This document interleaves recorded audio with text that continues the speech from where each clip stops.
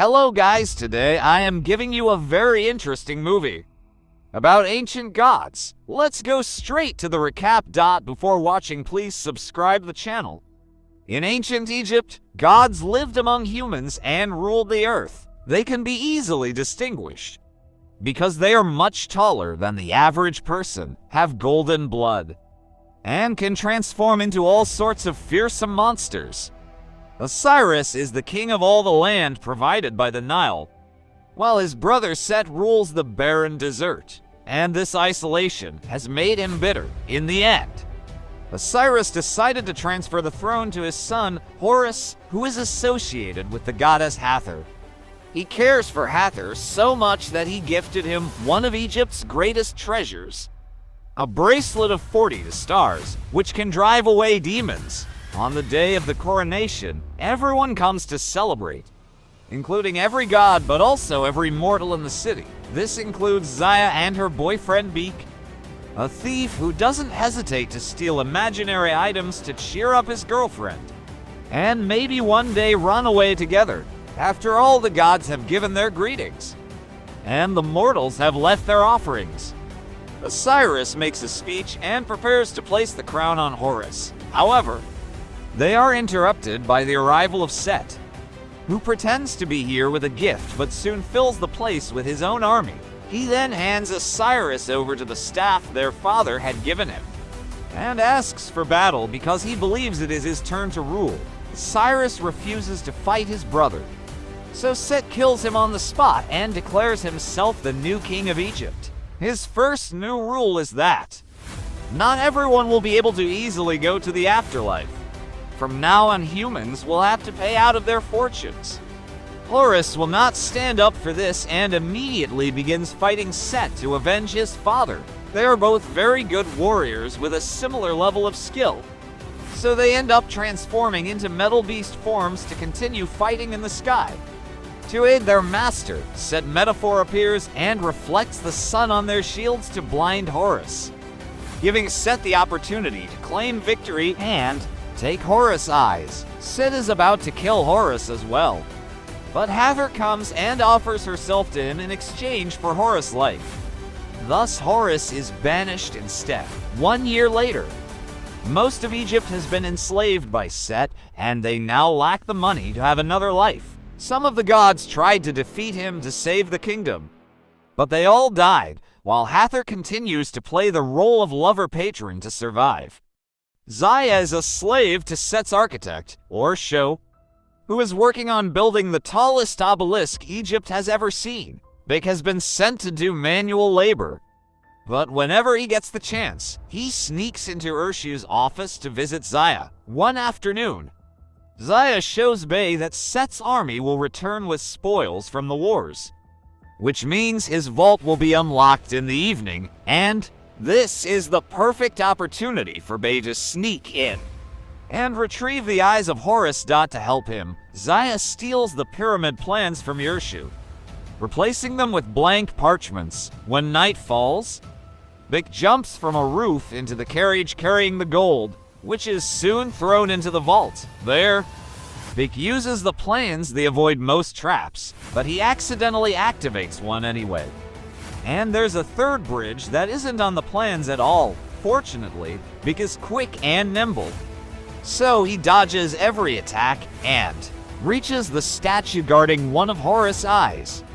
When he grabs the eye, he falls into a pit full of scorpions, but thankfully the light of the eye keeps them away. In the morning, Bik goes to see Zaya again, but Urshu has discovered the switcher and is waiting for him with a bunch of guards. Bik uses the eye to blind them all and escapes with his girlfriend. But as they run away in a carriage, Urshu shoots his bow from the balcony and kills Zaya. Moments later, they arrive at the temple where Horus hides, and Bik gets attacked by Horus with the staff. When he doesn't immediately give him the eye back, Bik promises to do it if Horus revives Zaya. And Horus accepts to try, but his efforts are pointless. She's not hurt, she's already dead, and he can't cure mortality. Horus summons Anubis, the god of death, who takes Zaya's soul to the underworld to be judged. Vic is worried because she won't be able to pay the fee to the afterlife. So after Horus takes back his eye, Vic offers a deal.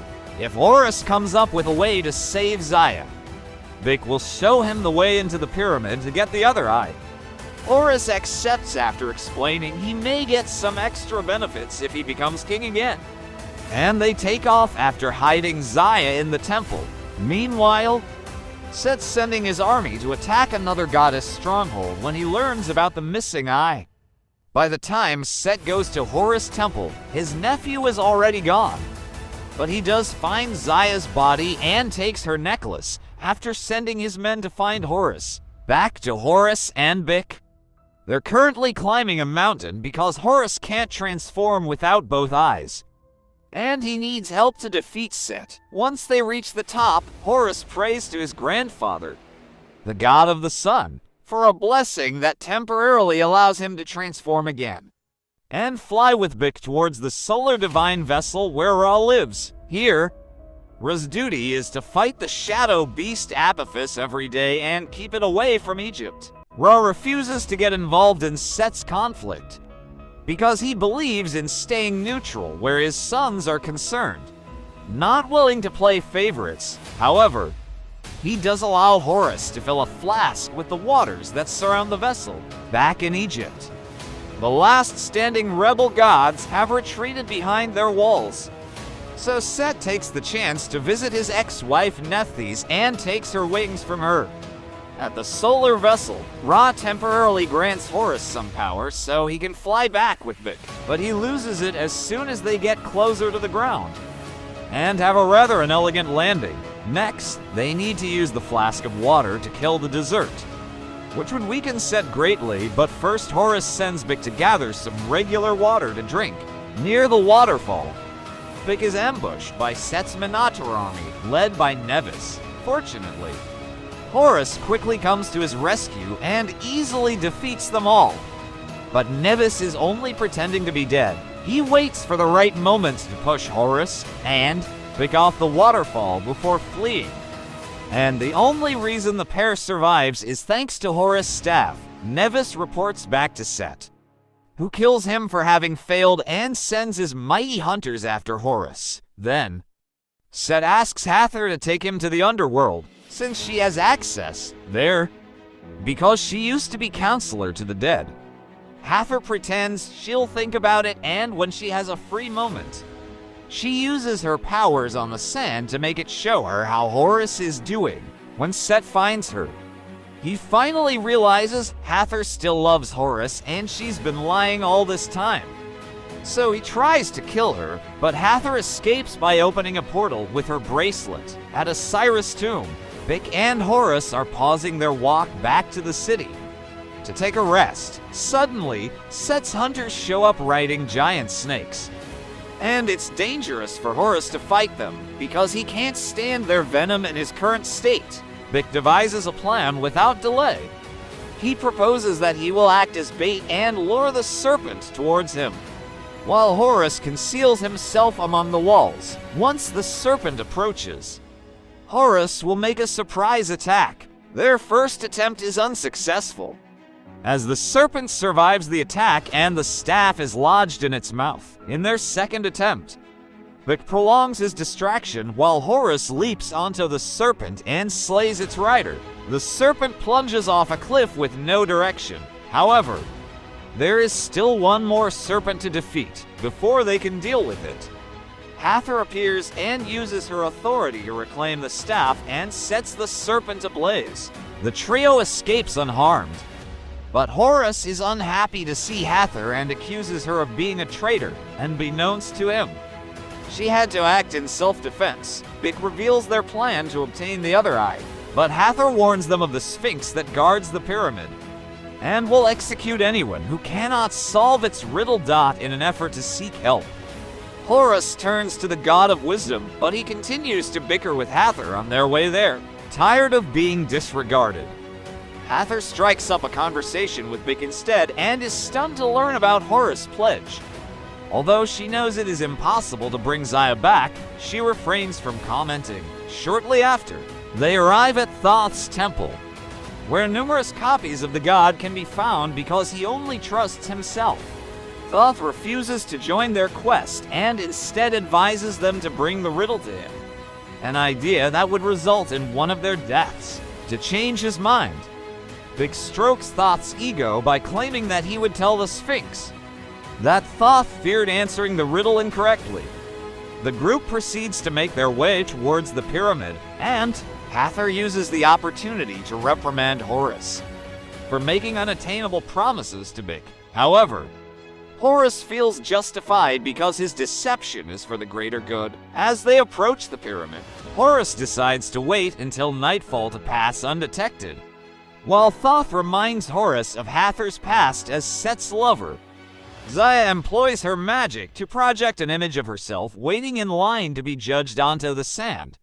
For Vic to see, Hathor, who used to guide souls, can communicate with the dead and permits Vic to send a message to Zaya about his efforts to bring her back. However, their conversation is cut short by the arrival of Anubis. As night falls, the group approaches the pyramid and notices that it is continuously moving. Vic selects a random door and enters, using his parkour skills to navigate a moving bridge that leads him to the control wheel, which he uses to stop the pyramid's movement. The entire group can now enter and proceed towards the Sphinx together. However, Thoth incorrectly answers the Sphinx's riddle, resulting in it attacking them. Hathor and Vic step back, while Horus confronts the Sphinx, and Thoth offers potential answers, until he eventually guesses the correct one, causing the Sphinx to crumble. The group is then able to advance towards the pyramid's center, where they must release the water. But they fall into a trap. Set appears and captures Thoth's brain while trapping Hathor and Horus in a cage. Vic tries to proceed with the plan, but Set interrupts him by revealing that Horus lied and showing him Zaya's necklace. Although uncertain about whom to believe, Vic's hesitation enables Set to steal the flask from him and destroy it. Set departs, hoping that the pyramid's collapse will kill the group. But Horus manages to free his friends and escape using the control wheel as cover. Outside the pyramid, Vic confronts Horus about his lies and concludes that the gods do not care about their people. Hathor believes that Vic deserves compensation for all the lies that were told. So she summons Anubis and offers herself in exchange for Anubis granting Vic passage to the underworld. Anubis agrees, and before being taken away, Hathor kisses Horus and leaves her bracelet behind for Vic's protection against the demons. Using the bracelet, Vic safely enters the underworld and begins searching for Zaya in the queue outside the gate, where the rich can pay for the afterlife and the poor are dissolved. Meanwhile, Set is enhancing his beast transformation by adding Thoth's brain, Osiris' heart, Horus's eye, and Nephthys' wings to his magic armor. He then flies to the solar vessel to seek revenge on his father for exiling him to the desert. Ra informs Set that he was wrong, and that all of this has always been a test. Ra gave Osiris the crown and knew he had to relinquish that power when the time came. So he passed his test. Set was given the desert as a test of patience, because Ra wants his son to take over the vessel one day. Set is enraged by this and proceeds to attack his father, but Ra fights back with his solar beam, which no god should be able to survive. However, Set has the power of multiple gods and is able to defeat Ra. Before releasing Apophis, Vic locates Zaya in the underworld and aims to offer her the bracelet to pay for her afterlife. But their reunion is short-lived as Apophis attacks, and Anubis must shut the gates. Zaya convinces Vic to give Horus another chance, and Vic uses the bracelet to return to Egypt, where he teams up with Horus once more. With the assistance of Nephthys' courage, the pair returns to the city, where Set commands Apophis to assault the Nile. From atop the obelisk, wielding his spear, Horus and Vic kidnap Irshu, an architect. To gain entry to the obelisk, Horus ascends the structure by climbing, while Yershu and Bik use the elevator, which leads to a fight between the two. The elevator catches fire, causing Bik to jump off with a rope as Yershu falls at the top of the obelisk. Horus faces off against Set, with Bik arriving for a surprise attack. After removing the eye from Set's helmet, Bik is thrown back by Set, but he tosses the eye to Horus. Horus decides to save Bik rather than the eye, apologizes to him, and transforms into his beast form, fighting Set while causing the obelisk to crumble. After killing Set with his spear, Horus returns the weapon to Ra, who uses it to defeat Apophis and open the gates of the underworld once more. After obtaining his other eye from a child, Horus visits Bik and finds out that Set's attack has left him wounded, and he dies in Horus's presence. Horus takes Bek's body to his temple, where Zaya is, and mourns his loss. Ra appears and resurrects Bik and Zaya as a token of gratitude to Horus for his aid. A few days later, Egypt is once again full of life, and all the people have been liberated. Horus is officially crowned king by Thoth, and his first act is to revise the afterlife's regulations. It becomes the king's chief advisor, and he hands over the bracelet to Horus so that he can enter the underworld and rescue Hathor.